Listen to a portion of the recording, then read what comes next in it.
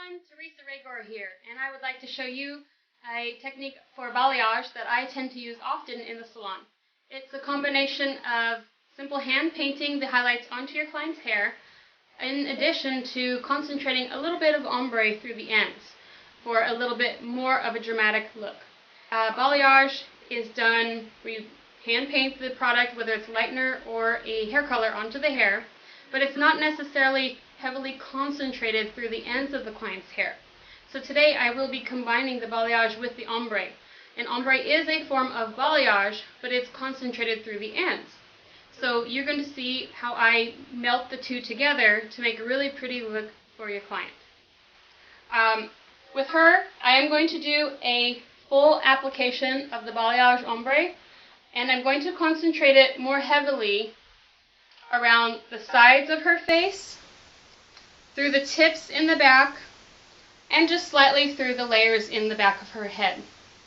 I want to create a natural appearance with the color, with a kick in the pants, if you know what I'm talking about. I want it to look very soft and natural as it's growing out from the scalp, but I want to see a lot of impacting color through the layers and through the tips. And she is what I would qualify as a level 6, and I would like to bring her up to at least a level 9. I really enjoy working with sectioning. I find that it allows me to still be very creative with the application process, but it allows me to work faster and cleaner through the head than if I had not sectioned. When you're working with balayage and lightener, it is my preference to start in the front and then work your way through the back portion. The reason is that hydrogen peroxide has a life expectancy that quickly fades after about the first 15 to 20 minutes that you mix it with the product. So after about 15 minutes, your product is at only 75% of its original potency. So mix small amounts and mix new batches often so that all sections of the head get the same strength of product.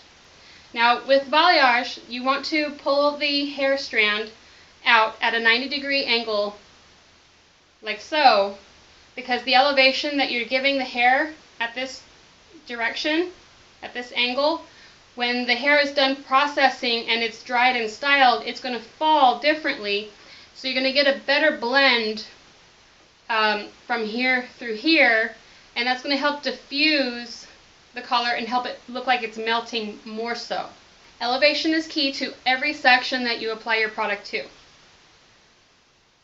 When you're working with your product, apply it sparingly to your brush and make an effort to try and keep one side of the brush clean and one side of the product. With tension, don't give your client a headache, but with tension, pull the hair out.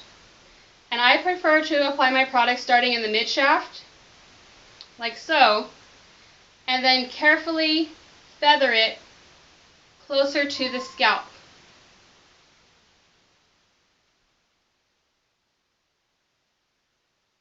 Now, how close do you feather it to the scalp is going to be up to you and your client.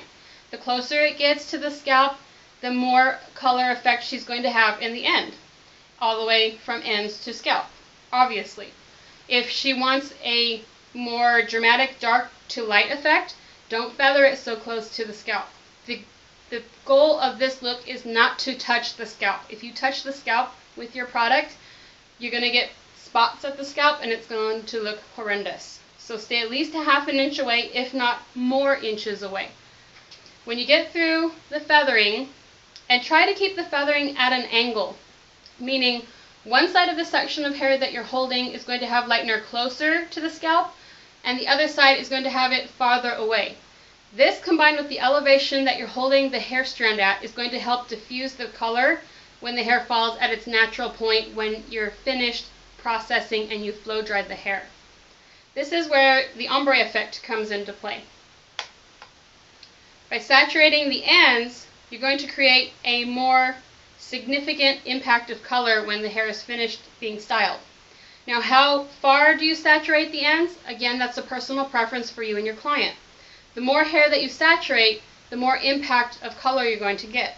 You can see that she is at least ½ inch away from the scalp, and it's kind of hard to tell, but she is angled higher up here and lower down here with the product, just slightly. The bigger the section, meaning the wider the section, the more of an angle you would see with the feathering. If you create it completely straight across, again, it's going to look like you applied color in a big chunk, and it's going to be very noticeable. And then if I lift the hair, you can see that the underside does not have the product saturated through. But then you see the tips do have the product saturated through. So when I work my sections, I continue to take diagonal sections, and depending on the intensity of color and the amount of diffusion I want, I will vary the depth of the section that I drop down. My preference is to at least have 3/4 to an inch, if not more, from the previous section up to the top of your section that you are going to be working with. The reason is, if you take a section that is not deep enough, when you go in to grab your section of hair that you're going to apply product to, you might accidentally pull into this previously applied section of hair. Now, some people do tend to put saran wrap or foils or cotton in between their sections. I prefer not to. It's just, I don't like working like that. I find I work more quickly and effectively and neater if I allow the product to be mixed to the correct consistency, not too runny, not too thick and dry, and be very careful with my application. So again, when I take my section, it's going to be an upside down triangular shaped section. And again, around the face, I am taking more sections that are fine versus sections that are chunky and wide. Allow enough hair in between each section to not be highlighted, and the hair that you're leaving out, make sure that it is about the same width, if not twice the width, of the section of hair that is being highlighted. The reason that you want to make sure that you're leaving enough hair out in between each section that is being highlighted is, if you don't do so, you're going to wind up with an overly blonded head of hair. If that's your choice, awesome. If you want to have something more natural and preserve more of the client's hair color, be sure to leave out 1 to twice the amount of width of the actual section that you're highlighting. Okay, as I work towards the center top of her head, in this area, I will start applying the lightener farther away from the scalp, and that will help create a more dramatic effect, a little bit more of that dark to light that a lot of clients want to see. But keeping these strands around the face closer to the scalp. And again, you can see that they are very fine sections.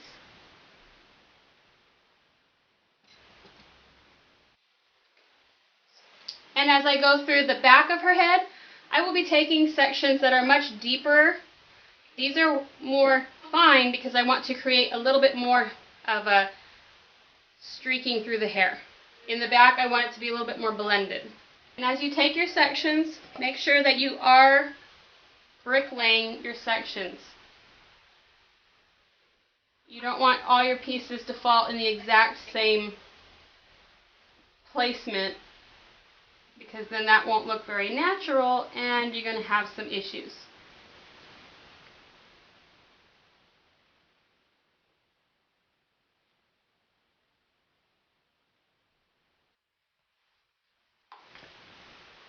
To make a more dramatic effect, carefully raise the hair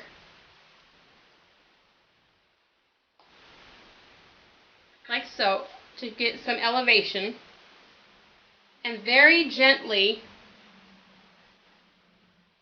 paint more of your lightener through all of the hair, keeping that elevation, saturating it through the tips. I've got about 2 inches of hair that I'm saturating it through the tips. And then what I'm going to do is very lightly feather the surface of the section that I'm working with. You can see here it has been saturated through the tips, but not underneath. And over here, it in this area has been feathered through the top. I can take my product and I can even just gently go through the side of her face. Again, using elevation and pulling the hair away from her face so that when it does fall, it will melt a little bit more into the hair. So maybe that's something that you want to play around with, saturating some strands more than others. The deeper the triangle that you choose and the wider the triangle that you choose to apply your product to, you're going to get obviously more hair applied with the lightener. And so it's going to create a broader spectrum of color that's going to cover more of the surface of her hair. Again, just something to think about. How much color do you want? How little color do you want? How streaky? How blended? These are all things that you need to think about. Again, also the deeper the triangle on the hair that you take, and then the more you saturate the product through the ends of that hair, you're going to get more of an impact of color through the lower portion of the hair.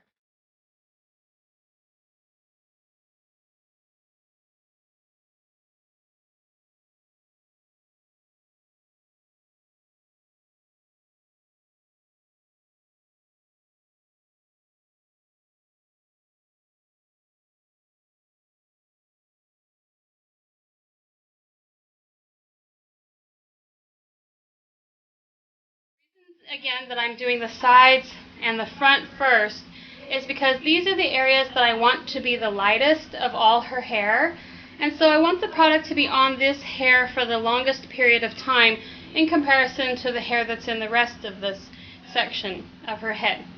You have to remember, when the client wears her hair pulled back into a ponytail or the sides pulled away from her face, do you want to see streaks running back?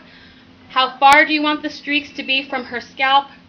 Or do you just want a soft look, or do you want it all dark? These are all things that you need to think about as you're applying your product to the client's hair. And at the hairline, I am going fairly close to the scalp area. Now you have to remember that the more hair you saturate in the strand that you're grabbing, the more your highlight will look like a streak rather than a soft blended area of color. So it doesn't mean it's a bad thing to saturate higher up in this hair shaft. It just means you need to be aware that if you do saturate the strand higher up, it will be more streaked.